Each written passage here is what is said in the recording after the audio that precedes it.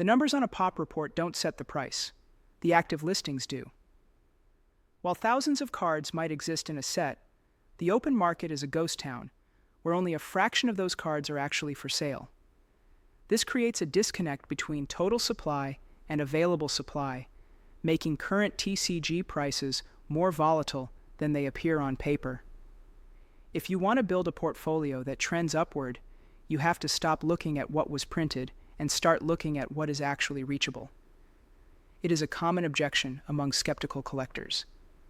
The price shouldn't be this high because the supply is huge. On the surface, it makes sense. If there are 1,000 copies of a high-end card, why is the price mooning? The reality is that if 900 of those cards are tucked away in long-term personal collections or bank vaults, they effectively don't exist.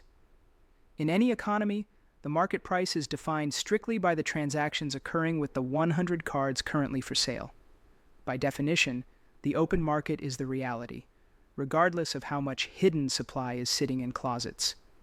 Of course, the counter-argument is that this reality is fluid. At any moment, a whale or a group of collectors could decide to take profits, flooding the market with that hidden supply.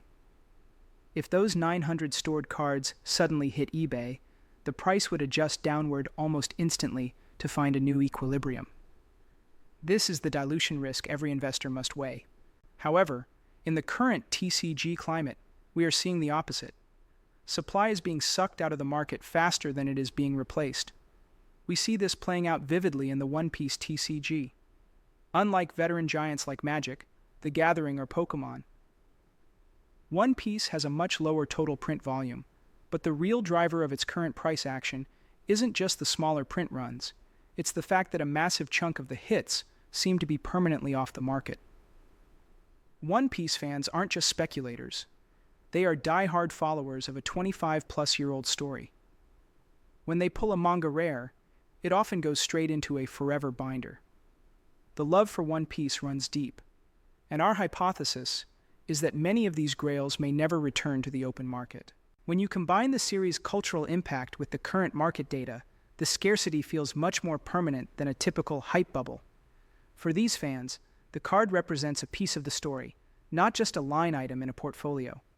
This emotional diamond handing creates a supply floor that traditional financial models often fail to account for.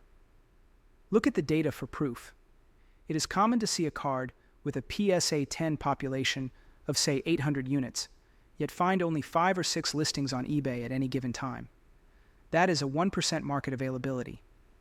Even though the verified information tells us 800 gem mint copies exist, the market only has access to a handful. Case in point, when demand for a top 1% card hits, but only 1% of the supply is available, the resulting price spikes are inevitable and often permanent. This supply vacuum has created the massive price swings we've witnessed in recent months. For the savvy investor, the lesson is clear. Don't just track the pop reports, track the liquidity. In a market where collectors are refusing to sell, the true price is whatever the next person is willing to pay to pry a card out of someone else's hands.